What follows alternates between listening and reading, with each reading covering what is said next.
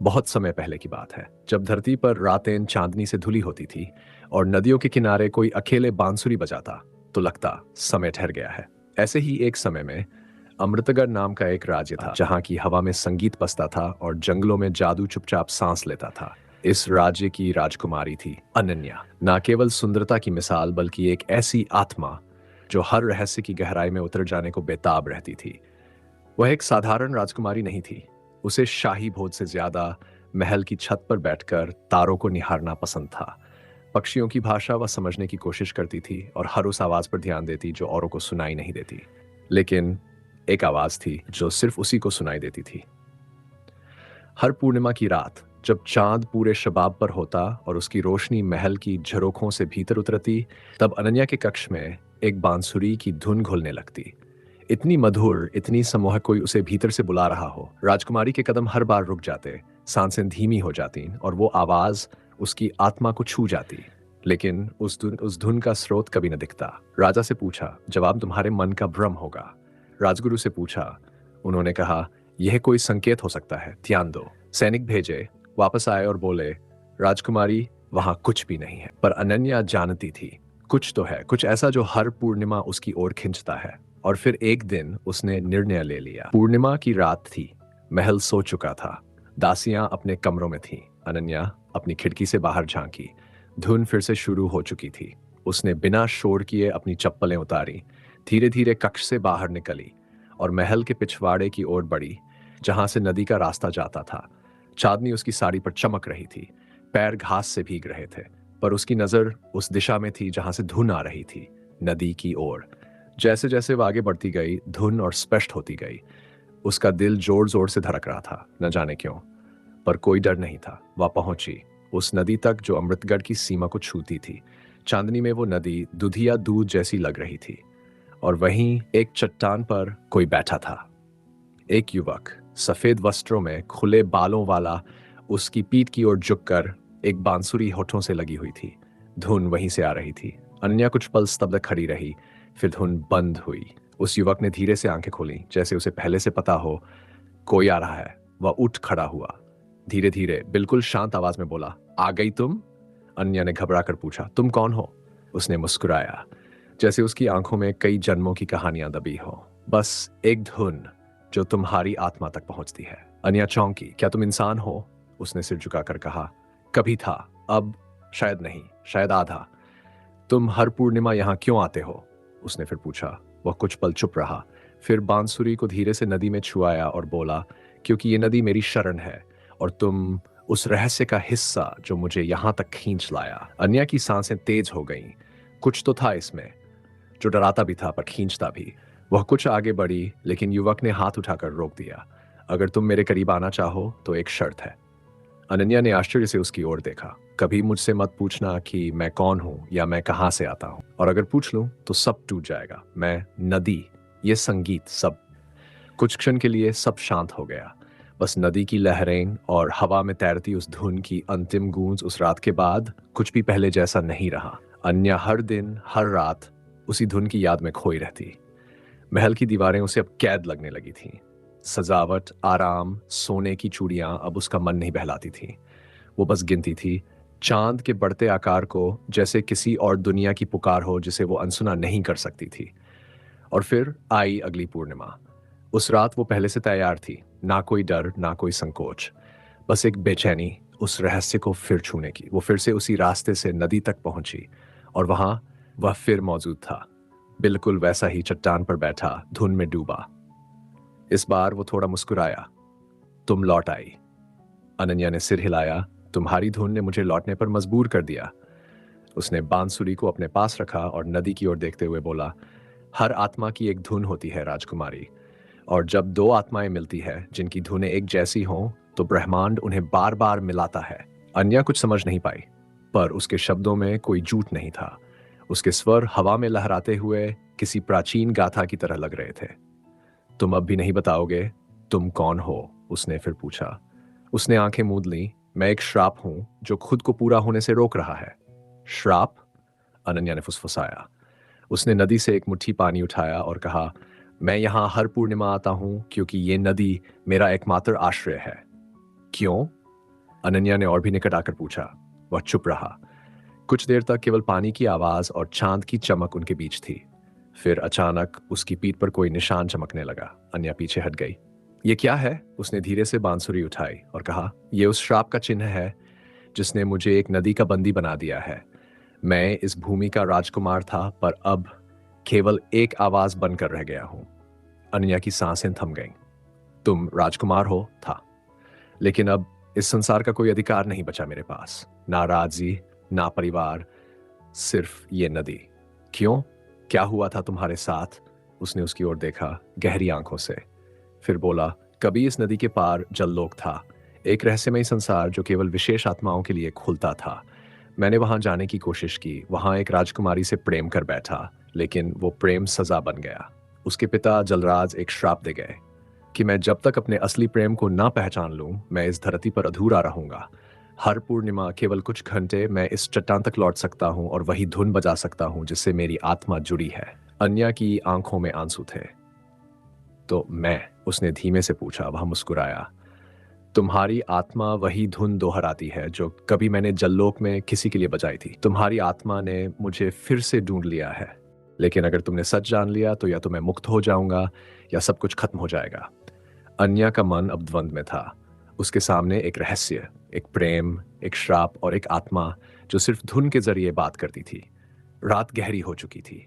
चंद्रमा अब ढलने को था। राजकुमारी पीछे मुड़ी, पर वो कुछ कदम चलकर रुक गई। मैं लौटूंगी, उसने कहा। हर पूर्णिमा? उसने पूछा। नहीं, उसने मुस्कुरा कर कहा, हर दिन, जब तक मैं इस रहस्य को सुलझा न लूं। राजकुमारी की आंखें नम थी, लेकिन मन उत्साहित। उसने उस रात पहली बार महसूस किया जैसे उसकी आत्मा किसी और से जुड़ गई हो। वो कोई साधारण प्रेम नहीं था। वो जैसे दो आत्माओं की शाश्वत पुकार थी जो सदियों से एक दूसरे को ढूंढ रही थी। सुबह होते ही वह चुपचाप महल लौटी, किसी से कुछ कहे बिना। लेकिन अब हर चीज बदल गई। हर दिन, हर रात सिर्फ वही धुन, वही चेहरा, वही आंखें उसके जेहन में घूमती रहीं। अब हर पूर्णिमा की रात वो फिर से जाती है नदी किनारे। राजकुमार उसका इंतजार करता। ना उसने कभी उसका नाम बताया, ना कोई वादा किया, बस साथ बैठता, बातें करता, बांसुरी बजाता और राजकुमारी उसे सुनती रहती जैसे उसकी आत्मा बोल रही हो। लेकिन एक रात जब वो दोनों नदी के पास बैठे थे, राजकुमार अचानक खामोश हो गया। उसकी आंखों में उदासी उतर आई। राजकुमारी ने धीरे से पूछा, क्या हुआ? आज तुम इतने शांत क्यों हो? उसने सिर झुका लिया। कुछ बातें ऐसी होती हैं जिन्हें शब्दों में कहना मुश्किल होता है। फिर उसकी आवाज कांपने लगी। कुछ सच सच ऐसे होते हैं जिन्हें जानने से बेहतर है अनजाना रहना। राजकुमारी ने उसका हाथ थामा। मैं सच से डरती नहीं, लेकिन अधूरेपन से डरती हूँ। वो मुस्कुराया, एक दर्द भरी मुस्कान। फिर भी अगर तुमने कभी मेरी असलियत जानने की कोशिश की तो शायद मैं खुद भी तुम्हें कभी ना देख सकूं। राजकुमारी की आंखें भर आईं, लेकिन उसने वादा निभाया। फिर भी दिल में सवालों का समंदर हिलोरें लेने लगा। दिन बीतते गए। हर पूर्णिमा का इंतजार उसकी जिंदगी बन गया। अब उसकी हर सांस उसी बांसुरी की धुन में बंधी हुई थी। लेकिन महल में सब कुछ शांत नहीं था। राजा को अब यह चिंता सताने लगी थी कि अनन्या विवाह योग्य हो चुकी है। उन्होंने राज्य भर में राजाओं और राजकुमारों को न्योता भेजा। स्वयंवर की तैयारी होने लगी। अन्या को यह सब मंजूर नहीं था। उसने साफ कह दिया, मैं किसी से विवाह नहीं करूंगी जिसे मैं जानती तक नहीं, चाहती तक नहीं। राजा क्रोधित हो गए। राजकुमारियों की पसंद नापसंद से राज्य नहीं चलते, यहाँ कर्तव्य सबसे ऊपर होता है। लेकिन अनन्या का दिल अब किसी और का हो चुका था, जिसका नाम वो नहीं जानती थी, पर एहसास हर सांस में बस चुका था। इधर दूसरी ओर नदी का राजकुमार हर मुलाकात के बाद और उदास दिखने लगा था।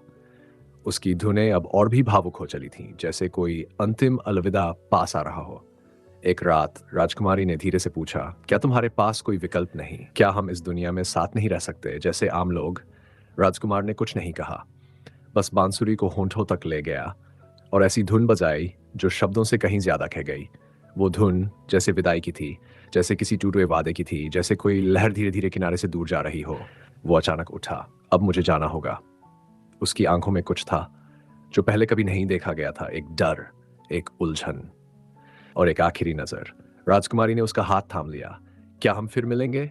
उसने सिर हिलाया, लेकिन यह हाँ वैसी नहीं थी। वो हाँ जिसमें उम्मीद नहीं, सिर्फ एक कोशिश थी। वो चट्टान से नदी की ओर बढ़ा और जैसे ही वो पानी के पास पहुंचा, वो लहरों में समा गया। राजकुमारी वहीं पत्थर पर बैठी रही पूरी रात, चादर चांदनी में, अकेली। उसके बाद कई पूर्णिमाएं बीत गई, लेकिन ना बांसुरी की धुन सुनाई दी, ना वो चेहरा दिखा। राजकुमारी अब वैसी नहीं रही थी जैसे पहले हुआ करती थी। उसकी आंखों में एक खोया हुआ सा रंग था, चेहरे पर सौंदर्य अभी भी था दूसरा, लेकिन अब वो मुस्कुराहट नहीं थी जो लोगों का दिल जीत ले। राजा और रानी परेशान थे। उन्होंने वैद्य बुलाए, मंत्रियों से सलाह ली, लेकिन अन्या की बीमारी किसी औषधि से नहीं, किसी अधूरे प्रेम से जुड़ी थी। एक दिन महल के पुरातन राजगुरु, जो वर्षों से गुप्त साधना में लीन थे, राजा के दरबार में आए। राजन, आपकी पुत्री के साथ जो हो रहा है वो सामान्य नहीं, ये प्रेम नहीं, ये पूर्वजन्म से बंधी एक श्रापित डोर है। सारे दरबारी चौंक उठे। राजा ने गंभीर स्वर में कहा, राजगुरु आप स्पष्ट कहें। राजगुरु ने एक पुराना ग्रंथ निकाला जिसके पन्ने सूखे हुए थे, लेकिन अक्षर अब भी चमकते थे। उन्होंने पढ़ना शुरू किया। वर्षों पहले इसी राज्य की सीमाओं में एक नदी बहती थी। उसमें एक जलदेव रहता था, युवक के रूप में, सुंदर, शक्तिशाली, पर श्रापित। कहा जाता है कि उसने एक बार स्वर्गलोक की अप्सरा से प्रेम कर लिया, और जब उनका प्रेम नियमों के विरुद्ध गया, देवताओं ने जलदेव को श्राप दिया कि वह हर युग में प्रेम तो करेगा, लेकिन उसका प्रेम कभी पूर्ण नहीं होगा। हर जन्म में वो किसी राजकुमारी से प्रेम करेगा, लेकिन जैसे ही उनका प्रेम परवान चढ़ेगा, वो जल में समा जाएगा और अगली पूर्णिमा तक पुनर्जन्म लेगा, लेकिन स्मृतियां मिट जाएंगी। राजा स्तब्ध थे। क्या मतलब? अन्या उसी श्राप का हिस्सा बन चुकी है? राजगुरु बोले, नदी का राजकुमार वही जलदेव है और आपकी पुत्री उस अप्सरा का पुनर्जन्म। अब सब कुछ स्पष्ट था। हर पूर्णिमा को मिलने वाला प्रेम, हर बार अधूरा छूट जाने वाला साथ, हर बार नई शुरुआत, लेकिन वही अंत। लेकिन अनन्या ये सुनकर डरी नहीं, वो और दृढ़ हो गई। उसने प्रण लिया, अगर हर जन्म में मेरा प्रेम अधूरा रहा तो इस जन्म में मैं उसे पूर्ण करूंगी, चाहे मुझे स्वर्ग तक क्यों न जाना पड़े। राजगुरु ने चेताया, बेटी, श्राप को तोड़ना आसान नहीं। तुम्हें नदी के भीतर छिपे एक रहस्य को जगाना होगा जो 1000 वर्षों से सो रहा है। कौन सा रहस्य? अनन्या ने पूछा। नीर कलश, राजगुरु बोले। एक जादुई पात्र जिसे केवल वही पा सकता है जो प्रेम में पूर्ण त्याग कर सके, जो नदी की आत्मा से संवाद कर सके। और वह पात्र नदी के गर्भ में है, एक ऐसी गुफा में जहां अब तक कोई जीवित नहीं लौटा। राजा ने मना किया, मैं अपनी बेटी को ऐसी जगह नहीं जाने दूंगा जहां मौत सुनिश्चित हो। लेकिन अन्या ने कहा, राजन, आप राजा है, मैं आपकी बेटी हूं, लेकिन मैं एक प्रेमिका भी हूं, और जो प्रेम अधूरा रह जाए वो आत्मा की मृत्यु से भी ज्यादा पीड़ादायक होता है। रात को बिना किसी को बताए वो निकल पड़ी, अकेली, उसी नदी की ओर। पूर्णिमा पास आ रही थी। चांद अब और ज्यादा चमकने लगा था, जैसे वो जानता हो कि आज रात कुछ असाधारण होने वाला है। राजकुमारी नदी किनारे पहुंची जहां पहले वो और राजकुमार मिला करते थे, लेकिन इस बार वो वहां नहीं था। उसने नदी की लहरों को छुआ। मैं आई हूं अपना वादा निभाने, क्या तुम सुन सकते हो मेरी पुकार? अचानक जल की सतह हिली, एक नीली आभा फैली, और धीरे धीरे नदी के बीचों बीच एक रहस्यमयी द्वार खुला। वो नीर द्वार था जिसके बारे में सिर्फ प्राचीन ग्रंथों में लिखा गया था। अनन्या ने गहरी सांस ली और बिना एक पल रुके वो जल में उतर गई। जल में उतरते ही उसकी सांसें भारी होने लगी, लेकिन जैसे ही उसका पूरा शरीर उस नीली रोशनी से गुजरा, उसने महसूस किया कि अब वो सांस ले पा रही है, पानी में भी।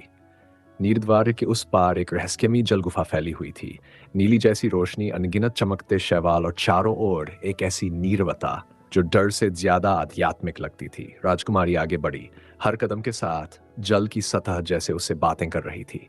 कभी कोई छवि उभरती, कभी कोई स्वर। तभी एक प्रकाश की लहर उस पर पड़ी और सामने एक जलमाया प्रकट हुई, शुद्ध जल से बनी एक स्त्री आकृति जिसकी आंखें पारदर्शी थीं। उसने धीमे स्वर में पूछा, क्या तुम वही हो जिसकी आत्मा ने प्रेम से श्राप को चुनौती दी है? अन्या ने सिर झुकाकर कहा, हाँ, मैं वही हूं जो अधूरे प्रेम को पूर्णता देना चाहती है। जलमाया मुस्कुराई, तो सुनो, नीर कलश वहां मिलेगा जहां तुम्हारा अंत और आरंभ एक साथ छिपा है, लेकिन याद रखो, उसे छूने के लिए तुम्हें अपना सर्वस्व त्यागना होगा। क्या त्याग? अनन्या ने पूछा। अपनी स्मृतियां, उस प्रेम की यादें, वो संगीत, वो बांसुरी, वो चांदनी रातें। अगर नीर कलश को उठाना है तो तुम्हें वह सब भूलना होगा जो तुम्हें उससे जोड़ता है। अन्या स्तब्ध रह गई। क्या वो सब भुला सकती है जिस प्रेम के लिए उसने ये सब किया? क्या उसी की यादें छोड़कर आगे बढ़ सकती है? लेकिन फिर उसने आंखें बंद की और एक लंबी सांस ली। अगर वही एकमात्र रास्ता है तो मैं तैयार हूं। जलमाया ने अपनी हथेली फैलाई और एक जलधारा बनाकर उसे गुफा के भीतर और गहराई तक ले गई। वहां एक चट्टान पर एक सुनहरी कलश रखा था। उसके ऊपर प्राचीन संस्कृत में लिखा था, यी त्यजति स्मृति, सब पाता मुक्तिन, जो अपनी स्मृति त्यागे वही मुक्ति को पाता है। अनन्या ने आगे बढ़कर कलश उठाया और उसी पल एक जोर की जल लहर उठी। उसके दिमाग में एक तेज झंकार गूंजी और वो सारी यादें, राजकुमार का चेहरा, उसकी आवाज, बांसुरी की धुन, चांदनी रातें, सब धुंधली होने लगी।